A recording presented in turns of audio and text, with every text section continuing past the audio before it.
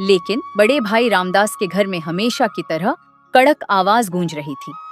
अरे ओ रघुवीर, उठ जा, कब तक सोता रहेगा? देख, मैं तुझसे बड़ा हूं। जब तक मैं जिंदा हूं तुझे आराम करने का हक नहीं। छोटा भाई रघुवीर, जो अभी अभी जागा था, चुपचाप उठ गया। उसकी पत्नी गीता भी डरकर खड़ी हो गई। मेरी ही छांव में रहकर पेट भरता है। घर भी मेरे नाम का, खेत भी मेरे नाम का। तेरा तो कुछ भी नहीं है रघुवीर। याद रख, अगर मेरा दिल बड़ा ना होता तो तू सड़क पर बैठा होता। पक्का क्या? तेरी औकात क्या है? तेरा तो कुछ भी नहीं है रघुवीर। कभी आईने में देखा है खुद को? तू तो बस मेरा दिया हुआ एक टुकड़ा है जो भीख की तरह मैं तुझे डाल देता हूं। याद रख, अगर मेरा दिल इतना बड़ा ना होता तो आज तू सड़क पर भीख मांगता फिरता। रामदास हर रोज उसे ताने देता। रघुवीर चुप था। उसने कभी जवाब नहीं दिया। उसके माता पिता बचपन में ही मर गए थे। बड़ा भाई ही उसे पाल पस कर बड़ा कर लाया था।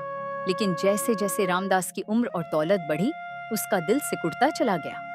रामदास की पत्नी मधु भी वैसी ही थी, हमेशा ताने देती। देखिए जी, बारिश आने वाली है। कह दीजिए इस निकम्मे से, इस कामचोर से कि जल्दी से घर के बाहर का कीचड़ साफ कर दें।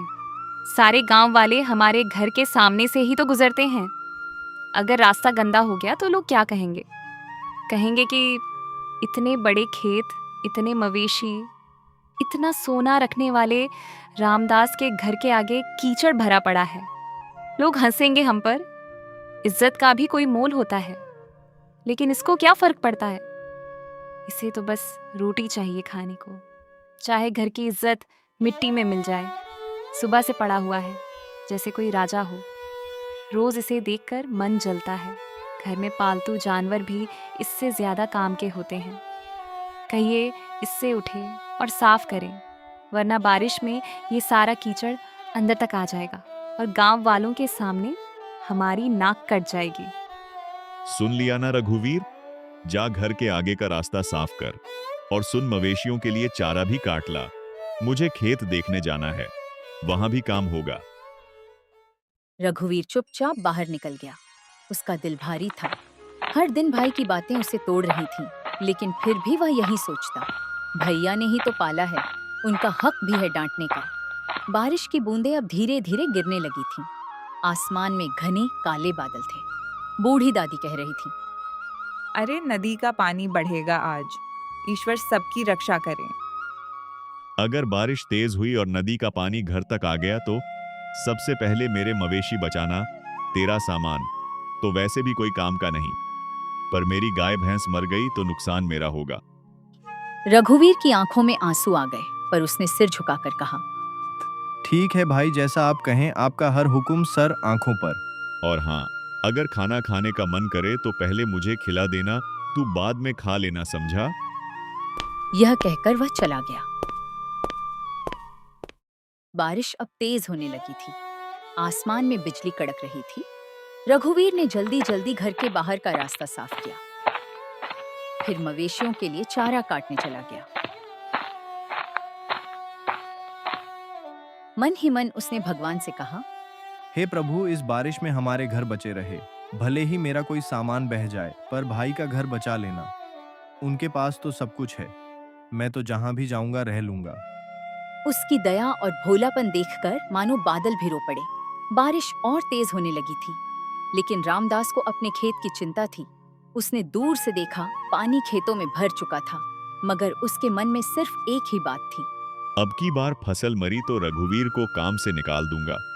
उसके पेट पर बोझ उठाने की ताकत मुझ में नहीं।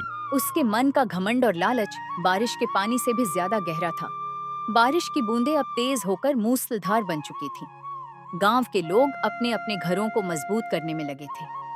नदी का पानी उफनकर किनारों से बाहर आने लगा था। उसी समय रामदास घर लौट आया। मूड और भी खराब था। खेत का आधा हिस्सा पानी में डूब चुका था।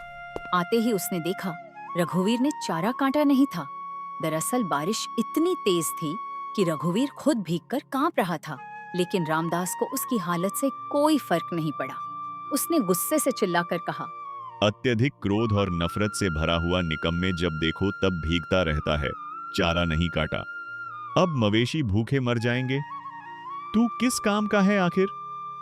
भाई बारिश बहुत तेज थी, माफ कर दो, मैं अभी काट लाता हूँ। रामदास की आंखों में घमंड और नफरत भर गई। उसने एक जोरदार लात रघुवीर के पेट में मारी। रघुवीर गिर पड़ा। उसकी पत्नी गीता दौड़ती हुई आई, लेकिन रामदास ने उसे भी धक्का दे दिया। बस बहुत हो गया। आज से यह घर तेरा नहीं। निकल जा यहाँ से। मैं तुझ पर और तेरे परिवार पर एक दाना भी खर्च नहीं करूंगा। निकल जा मेरे घर से। भैया हाथ जोड़ती हूँ, ऐसा मत करो। बारिश हो रही है, हम कहाँ जाएंगे इस वक्त? देखो भैया, हमारा तो कोई नहीं है, ये घर ही हमारा आसरा है। अगर इसे भी छोड़ देंगे तो छोटा बच्चा कहाँ सिर छुपाएगा? भैया, भगवान के लिए, इतनी रात में, इतनी ठंडी में कहाँ जाएंगे हम?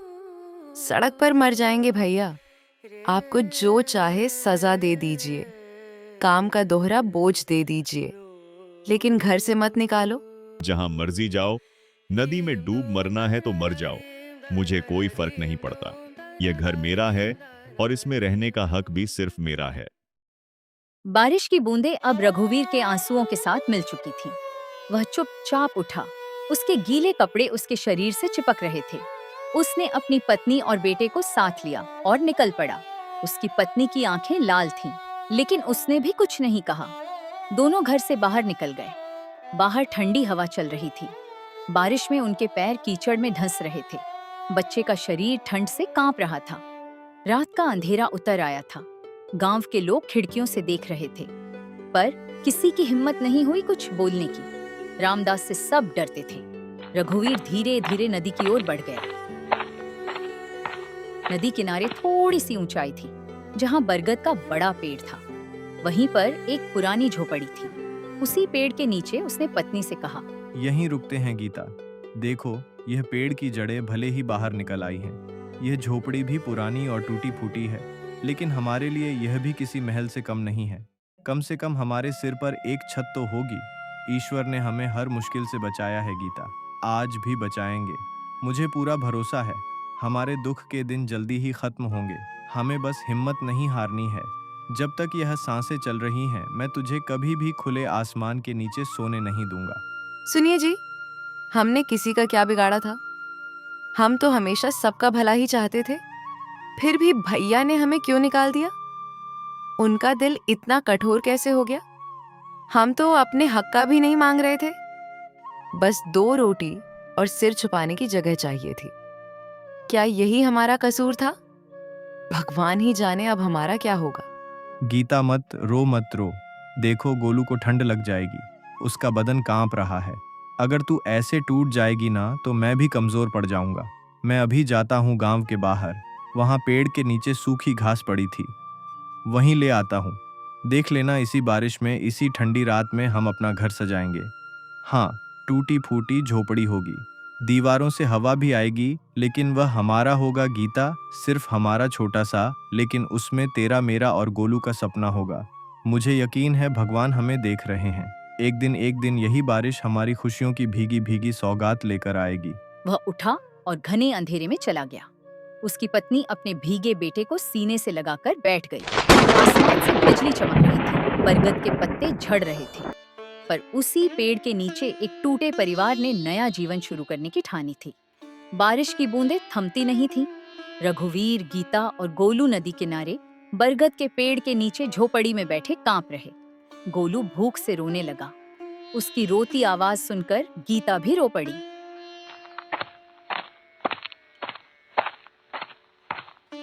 रघुवीर गांव के बाहर बने कचरे के ढेर तक गया। वहां लोगों द्वारा फेंकी गई सड़ी गली सब्जियां और पत्तियां पड़ी थीं। रघुवीर ने कांपते हाथों से उनमें से 2 आलू निकाले। एक आधा सड़ा हुआ था, दूसरा भी गला था, लेकिन उसके लिए यही अमृत था। उसने 2 और छोटे छोटे बैंगन उठाए, फिर वापस झोपड़ी की ओर लौट पड़ा। रास्ते में ठंडी हवा उसके भीगे शरीर में चुभ रही थी। बिजली चमक रही थी और अचानक बादल फटने जैसे गरजने लगे। तेज हवाएं चली। बारिश की बूंदें मानो पत्थर बन गई। रघुवीर किसी तरह झोपड़ी तक पहुंचा। गीता ने दरवाजे की जगह खड़ी होकर उसे अंदर खींचा। वह कांप रहा था। उसके हाथ से आलू और बैंगन गिर पड़े। गीता ने जल्दी से उन्हें उठाया और रोती हुई बोली, अरे तुम भीग क्यों गए रघुवीर? देखो तो सही, बारिश कितनी तेज हो रही है। तुम्हारा सारा बदन कांप रहा है, कपड़े भीगी चादर जैसे चिपक गए हैं। तुम ऐसे बाहर क्यों निकल गए थे? अगर तुम्हें कुछ हो गया तो हम कैसे झेलेंगे? मुझे बहुत डर लग रहा है। गीता मत घबरा, आग तो नहीं जला सकते इस बारिश में, पर देखो मैं कुछ भुट्टे ले आया हूँ, इन्हें ऐसे ही खा लेना। भले ही कच्चे हैं लेकिन तुम्हें और गोलू को थोड़ी ताकत तो मिलेगी। मैं ठीक हूँ गीता, मुझे भूख नहीं है, ठंड भी नहीं लग रही, बस तुम दोनों खा लो। तुम्हें मजबूत रहना होगा, तुम्हारे लिए ही तो मैं सांसें ले रहा हूँ। तभी अचानक जोरदार हवा चली और झोपड़ी की आधी छत उड़ गई। ठंडा पानी भीतर गिरने लगा। गोलू डर से रोने लगा। गीता भी कांप गई। बारिश का कहर बढ़ता ही जा रहा था। हर तरफ अंधेरा, ठंडी हवा, बिजली की डरावनी चमक और उस वीरान झोपड़ी में 3 बेसहारा लोग। लेकिन रघुवीर का दिल कह रहा था, भगवान मेरी सांसें ले लेना, पर इन्हें बचा लेना। ईश्वर तू ही मालिक है, तू ही रक्षक है, तेरे ही भरोसे तो यह सांसें चल रही हैं। आज हमारे पास कुछ भी नहीं बचा, ना घर, ना ठिकाना, ना ही कोई सहारा, बस तेरा नाम है जिसके सहारे हम जी रहे हैं। हे प्रभु, अगर हमने कभी कोई पाप किया हो तो माफ कर देना, लेकिन मेरे बच्चों को इस सर्दी और भूख से बचा लेना। तू ही हमारा सहारा है, तू ही हमें हिम्मत देता है। जब जब दुनिया ने मुंह मोड़ा है तभी तेरा हाथ हमारे सिर पर महसूस हुआ है। इस बार भी हमें अकेला मत छोड़ना। उस रात उसने ठंड से कांपते हुए अपनी भीगी पत्नी और बेटे को सीने से लगाए आंखें बंद कर ली। बारिश की बूंदें जैसे उसके चेहरे पर पड़ते हुए कह रही थी, संघर्ष तो अब भी शुरू हुआ है। बारिश लगातार 3 दिनों से हो रही थी। नदी का पानी किनारे तोड़कर बहने लगा था। झोपड़ी की दीवारें गीली होकर गल रही थीं। छप्पर टपक रहा था। अंदर गोलू ठंड और भूख से कांप रहा था। गीता का भी बुरा हाल था। उसकी आंखों के नीचे काले गड्ढे पड़ गए थे। 3 दिनों से उनके पेट में भरपेट खाना नहीं गया था। उस रात तेज हवा और बारिश की आवाज से झोपड़ी कांप रही थी। गीता ने कांपती आवाज में कहा, सुनिए जी, अब क्या होगा? देखिए ना, ये झोपड़ी भी कब गिर जाए, कुछ भरोसा नहीं। हर तरफ से पानी टपक रहा है। अगर ये गिर गई तो हम कहाँ जाएंगे? गोलू को देखिए, उसे तेज बुखार है, उसकी सांस भी भारी हो रही है। उसके लिए तो दूध तक नहीं है हमारे पास। हम आखिर कब तक यूं ही जिंदा लाशों की तरह जीते रहेंगे? गीता, मैं भैया के पास जाऊंगा, जो भी हो, बच्चे की जान तो बचानी ही है। मैं उनसे थोड़ा सा दूध ही तो मांगूंगा। अगर उनका दिल पिघल जाए तो शायद गोलू बच जाए। भले ही मुझे कुछ भी सुनना पड़े, पर मैं जाऊंगा। भैया वापस घर लेंगे हमें। सच कहूं तो अगर आपके भाई ने आपको आपके हिस्से की जमीन दी होती तो आज हमारे पास भी एक मजबूत घर होता। लेकिन उन्हें तो बस यही लगा कि आपको पाला पोसा है तो आपके माँ बाप के हिस्से की जमीन पर भी उनका हक है। उन्होंने तो कभी यह जरूरी ही नहीं समझा कि वह जमीन आपकी भी थी। और आपने भी तो कभी अपना हिस्सा नहीं मांगा। क्यों? क्या हमारी जिंदगी की कोई कीमत नहीं? गीता, भैया ने मुझे पाल पस कर बड़ा किया है। मेरे माता पिता के मरने के बाद उन्होंने ही तो मुझे सहारा दिया। अगर इस एहसान के बदले उन्होंने मेरी जमीन ले ली तो क्या हुआ? मैं भाई से कभी अपना हिस्सा नहीं लेना चाहता। जो दिया ईश्वर ने दिया, जो नहीं दिया वह भी उनकी मर्जी। अगर मेरे नसीब में होगा तो ईश्वर खुद देंगे। लेकिन मैं अपने भाई से कुछ मांगकर उनका सिर झुकाना नहीं चाहता। पर आज बच्चे की जान बचाने के लिए मुझे उनकी मदद लेने जाना ही होगा। रघुवीर के दिल में भी यही उम्मीद थी। वो रात में ही अपना निकल पड़ा। रास्ते में घुटनों तक पानी था। बिजली की चमक में सब और भी डरावना लग रहा था। गांव के कच्चे रास्तों पर फिसलन थी, लेकिन उसके कदम नहीं रुके। वह भाई के घर पहुंचा। दरवाजा बंद था। अंदर से बातों की आवाज आ रही थी। भैया भैया, दरवाजा खोलो। अंदर रामदास अपनी पत्नी मधु के साथ बैठा गर्म दूध पी रहा था। अब यह कौन आ गया इस तूफानी बारिश में? दिन भर की मेहनत के बाद चैन से बैठा भी नहीं जाता। हर वक्त कोई ना कोई मुसीबत दरवाजे पर आ खड़ी होती है। कौन होगा इतनी रात को? और अगर भीग भी रहा है तो मुझे क्या? सबको मेरी ही चौखट दिखती है क्या? जाओ जहां जाना है, मुझे कोई मतलब नहीं, जाके मरे बाहर। रामदास उठा, दरवाजा खोला। सामने रघुवीर को देखकर उसका चेहरा तमतमा गया। उसने तिरस्कार भरी नजरों से पूछा, क्यों आया है यहाँ? क्या चाहिए तुझे इस वक्त? दिन हो या रात हर वक्त भीख मांगने चला आता है, जैसे हमारी ही छाती पर मूंग दलनी है तुझे। बोल क्यों आया है? भैया गोलू को तेज बुखार है। 3 दिन से बारिश में भीगा पड़ा है। उसका पूरा बदन ठंडा पड़ रहा है। उसके पास ओढ़ने को कुछ नहीं है, खाना भी नहीं है। झोपड़ी कभी भी गिर सकती है। भैया कुछ अनाज दे दो, कोई पुरानी चादर ही दे दो। बच्चा है भैया, उसकी जान बचानी है। हम कहीं और नहीं जाएंगे, बस उसकी सांसें चलती रहे, इतनी सी दया कर दो। सुनो जी, देखिए तो यह फिर आ गया भीख मांगने। निकम्मा, कहीं का काम धंधा तो है नहीं, बस दूसरों के दरवाजे पर हाथ फैलाना आता है। अरे हट, हमारे पास भी खाने को कुछ नहीं है, समझे? और सुन, भगवान के नाम पर मत आना बार बार। जो अपनी बीवी बच्चों का पेट नहीं पाल सकता, उसे तो मर ही जाना चाहिए। चल निकल यहाँ से, हमारा सिर मत खा। भैया एक बार गोलू को देख लो, छोटा सा है, मर जाएगा तो। मरना है तो मर जाए, मुझे क्या फर्क पड़ता है? तू जिए या मरे, मेरी जिंदगी पर कोई असर नहीं पड़ने वाला। हर बार रोनी सूरत लेकर चला आता है, जैसे तेरे जिम्मे का मैं ही सब कुछ हूं। निकल यहां से और सुन, आइंदा मेरे दरवाजे पर भी मत दिख जाना, नहीं तो इस बार खडेड़ दूंगा, समझा? जा, जहां जाना है, मरना है तो मर जा। मुझे तेरी और तेरे बच्चे की कोई फिक्र नहीं है। बारिश की बूंदें उसके आंसुओं के साथ बह रही थीं। वह उलटे पांव लौट पड़ा। गांव के कुछ लोग अपनी अपनी खिड़कियों से देख रहे थे। आखिरकार वह टूटे दिल से भीगे कपड़ों और खाली हाथों के साथ फिर उसी नदी किनारे की झोपड़ी में लौट आया। गीता ने उसके चेहरे की हालत देख ली। उसने कुछ नहीं पूछा। दोनों की आंखों से आंसू चुपचाप बहते रहे। बाहर बारिश और तेज हो गई थी। बिजली की कड़क सुनाई दे रही थी। दूर आसमान में बादल गरज रहे थे। ऐसा लग रहा था जैसे आसमान भी रो रहा हो, इंसान की बेदिली और लालच पर। बच्चे के लिए खाने का इंतजाम करने वो फिर से निकला। रात अंधेरी थी। रास्ते में गांव के बाहर पीपल के पेड़ के नीचे उसने एक बूढ़ी अम्मा को देखा। उसके शरीर पर एक फटी पुरानी धोती थी। उसके बाल भीगे हुए थे। उसके होंठ कांप रहे थे और आंखों में बेबसी थी। वह पूरी तरह भीग चुकी थी। रघुवीर का दिल रो उठा। उसने झुककर पूछा, अम्मा, यहाँ क्यों खड़ी हो? इतनी बारिश में भीग जाओगी? तुम्हारा ये पतला सा कपड़ा भी सारा भीग गया है। चलो कहीं छांव में बैठ जाओ, ठंड लग जाएगी। अम्मा कुछ तो बोलो, इतनी रात को यहाँ अकेली क्यों खड़ी हो? बेटा कई दिनों से कुछ खाया नहीं, भीख मांगने गांव गई थी, मगर किसी ने कुछ नहीं दिया। किसी के पास 2 वक्त की रोटी भी नहीं बची, या शायद किसी का दिल ही मर गया है। अब यह बूढ़ा शरीर जवाब दे रहा है। खड़े खड़े भी सांस नहीं ली जा रही। हाथ पैर सुन्न हो गए हैं, पेट में भी कुछ नहीं। लगता है बेटा अब भगवान ही बुला लेंगे। आज शायद आखिरी रात है, पर कोई बात नहीं, भगवान के पास जाऊंगी तो शायद वहां भूखा ना रहूं। रघुवीर की आंखों से आंसू बह निकले। उसने कांपते हाथों से अपनी भीगी जेब टटोली। उसमें गांव के कचरे से मिले 2 छोटे आलू थे, जिन्हें वह गोलू और गीता लिए लाया था। लेकिन अम्मा की हालत देखकर उसका दिल भर आया। उसने दोनों आलू बूढ़ी अम्मा के हाथों में रख दिए। अम्मा ने कांपते हाथों से आलू पकड़े और आंसुओं से भीगे हुए चेहरे से मुस्कुराई। मेरे नसीब में देने के लिए कुछ भी नहीं है। ये तो बस मेरी मजबूरी और लाचारी है। मैं खुद किसी से मांगता फिर रहा हूँ। भला तुम्हें क्या दे सकता हूँ? काश अम्मा, काश मेरे हाथ में भी कुछ होता तो तुम्हारे पैरों में रख देता।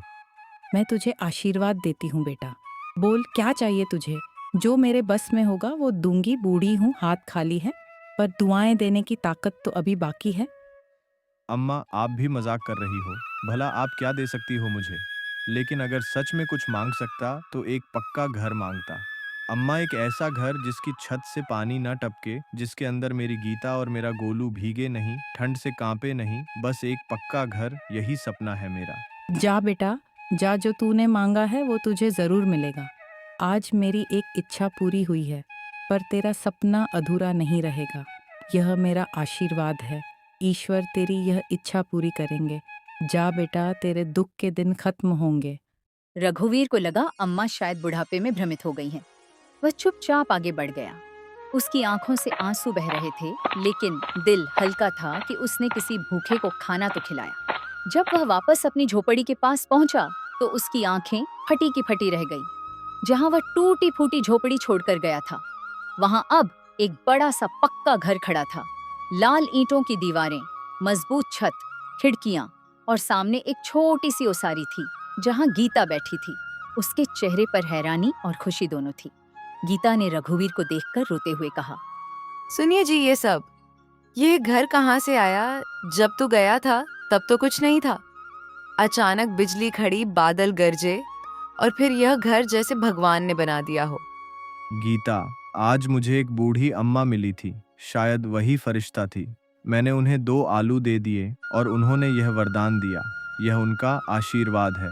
रघुवीर की आंखों से आंसू बह निकले। उसने आसमान की ओर देखा। बारिश की बूंदें अब भी गिर रही थी, पर उसे ऐसा लगा जैसे ईश्वर खुद उसे छूकर कह रहे हो, तेरी दया और सच्चाई का फल तुझे मिल। उस रात पहली बार रघुवीर हेंडरसन और गीता ने एक पक्के सुरक्षित घर की छत के नीचे बैठकर ईश्वर को धन्यवाद दिया।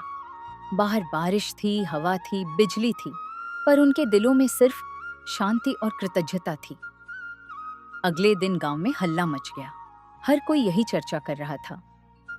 अरे वो नदी किनारे वाला रघुवीर, उसकी टूटी झोपड़ी की जगह बड़ा सा पक्का घर बन गया है। वह भी रातों रात। कहते हैं किसी बूढ़ी अम्मा ने उसे वरदान दिया। किस्मत बदल गई उसकी। यह बात रामदास और उसकी पत्नी मधु के कानों तक भी पहुंची। वे दोनों दरवाजे पर बैठे थे। भाभी, सुना रघुवीर का घर बन गया, वो भी बड़ा सा पक्का घर। किसी बूढ़ी साध्वी ने चमत्कार कर दिया। अब वो आराम से रहेगा। मधु का चेहरा गुस्से से लाल हो गया। उसने रामदास की ओर देखा। देखा जी, जिस निकम्मे को अपने घर से निकाला वो आज राजा बन बैठा। सब गांव वाले भी उसकी बढ़ाई कर रहे हैं। अगर उसने उस बूढ़ी को कुछ दे दिया और उसे चमत्कार अधिकार मिल गया तो हम क्यों ना ढूंढे उसे, हमें भी वरदान मिल जाएगा। हाँ, चलो उसे ढूंढते हैं। किस बूढ़ी ने उसकी किस्मत बदल दी? हम भी देंगे, कुछ और मांगेंगे। अपनी फसल की रक्षा, जमीन का विस्तार और भी बहुत कुछ। अगली सुबह रामदास और मधु गांव के बाहर निकल पड़े। कड़ाके की ठंड, कीचड़ और पानी से सने रास्तों पर वे हर जगह बूढ़ी अम्मा को ढूंढने लगे। पीपल के पेड़ के नीचे भी गए जहां रघुवीर को अम्मा मिली थी। वहां कोई नहीं था। फिर वे नदी किनारे पहुंचे। वहां भी कोई नहीं मिला। गांव के मंदिर, तालाब, जंगल के रास्ते, हर जगह उन्होंने पूछा। अरे छोड़ो, तुम्हें वह अम्मा नहीं मिलेंगी। अगर वह सच में कोई फरिश्ता थी तो किसी लालची इंसान के हिस्से में कभी नहीं आती। भगवान भी सोच समझ कर ही देते हैं। उसने भी देख लिया होगा कि कौन उसके लायक है और कौन नहीं। ऐसे लोग तो उसके पास जाने के काबिल भी नहीं होते, जो सिर्फ अपना स्वार्थ देखते हैं। उन्हें फरिश्ते नहीं मिला करते। सब तेरी ही वजह से हुआ राम। हाँ, सब तेरी वजह से। अगर तूने उस बेचारे रघुवीर को घर से ना निकाला होता तो यह दिन तो कभी नहीं देखने पड़ते। अब देखना, अब वही गांव में सबसे बड़ा कहलाएगा। लोग उसकी इज्जत करेंगे और हम पर थूकेंगे। लोग कहेंगे कि राम ने अपने ही भाई को घर से निकाल दिया था और देखो ईश्वर ने कैसे पलट दिया उसका नसीब। तूने बहुत बड़ा पाप किया है, बहुत बड़ा, और उसका फल अब हमें भुगतना पड़ेगा। मेरी वजह से? अरे मेरी नहीं, तुम्हारी वजह से हुआ यह सब। तुम ही तो दिन रात उसे कोसती रहती थी। कभी उसकी गरीबी का ताना देती, कभी उसके निकम्मेपन का। तुम्हारे ही कहने पर तो मैंने उसे घर से निकाला था। तुम ही तो कहती थी कि उसका होना ना होना बराबर है। अब क्यों मेरे सिर मढ़ रही हो सब कुछ? सच तो यह है कि तुमने ही मेरा दिल जला दिया था उसके खिलाफ। अब भुगतो, भोगा तो तुम भी और मैं भी। रामदास और मधु का चेहरा उतर गया। उन्हें लग रहा था जैसे उसके हाथों से सब कुछ फिसल रहा हो। उधर रघुवीर, गीता और गोलू तीनों अपने नए घर में बहुत खुश थे। गोलू नए घर में दौड़ दौड़ कर खेलता। रघुवीर हर सुबह नदी किनारे बैठकर भगवान को याद करता।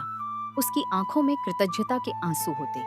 वह मन ही मन कहता, प्रभु, मैंने तो कभी मांगा भी नहीं, आपने इतना दे दिया। अब जीवन भर आपका ही नाम लूंगा। बाहर बारिश की बूंदें गिर रही थी। ठंडी हवा घर की खिड़की से अंदर आ रही थी, लेकिन अब डर नहीं था। अब वह पक्की छत के नीचे थे। अब उनके पास आसरा, सम्मान और संतोष था, जो रामदास के पास होते हुए भी नहीं था। कहते हैं, पानी की तेज धारा और लालच दोनों का कोई भरोसा नहीं होता। नदी जब उफनती है तो अपने साथ मिट्टी, घर, पेड़ पौधे बहा ले जाती है।